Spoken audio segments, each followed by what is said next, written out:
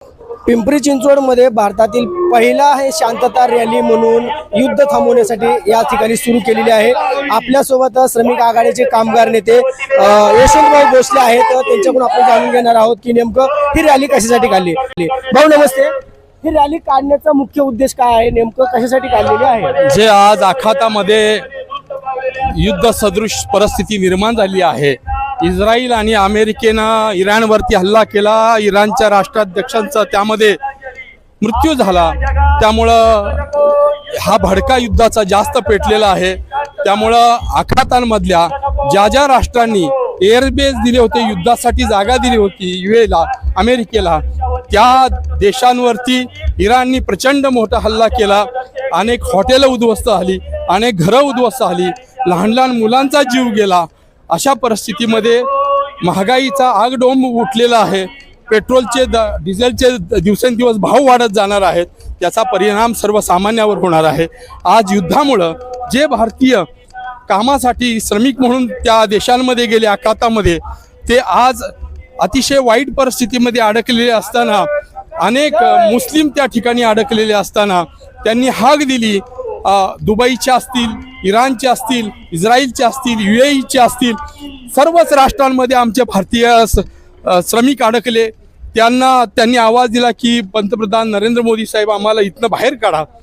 आश्चर्याची बाब म्हणजे इथनं आपली विमानं गेली त्यांना आणायला, इराणनं 2 तास युद्ध थांबवलं, आपले सगळे भारतीय बाहेर काढले, त्यांना सही सलामत देशात पाठवलं। दुबईनं तेच केलं, UAEनं तेच केलं। सर्व युद्ध सदृश असलेल्या देशांनी भारतीय सुखरूप पाठवले। आणि आज ते या देशात आल्यानंतर त्यांनी सर्वांनी, त्यात 70% मुस्लिम होते, त्यांनी आपल्या या जमिनीवर आल्यावर डोकं टेकलं आणि हिंदुस्थान सारखी अमन शांती कुठं नाही, नरेंद्र मोदी साहेबांचं त्यांनी आभार मानलं। एक डिप्लोमसी, आंतरराष्ट्रीय धोरण जे नरेंद्र मोदी सरकारने आणि त्यांनी राबवलं। इस्रायलमध्ये युद्धाच्या अगोदर 2 दिवस जाणारा नेता, युद्ध सदृश परिस्थिती असताना पाकिस्तानमध्ये जाणारा नेता, अमेरिकेला याच परिस्थितीमध्ये जाऊन सांगणारा नेता, सर्वच राष्ट्रांना शांततेचा संदेश देणारा नेता आज आपल्या देशाचा पंतप्रधान आहे। त्यांच्यामुळेच आज आपल्या देशामध्ये अमन शांती आहे। आज आपण एअरबेस दिला नाही, युद्धाला जागा दिली नाही, तरी पण अमेरिका आणि सर्वच देशांमध्ये आपल्याबद्दल आदर आहे। एक भविष्य काळामध्ये भारतानं शांततेचा जो काही संदेश आहे आज आमच्या रॅलीचा, तो जगामध्ये न्यावा। आणि हे काम पंतप्रधान नरेंद्र मोदी साहेब करू शकतात।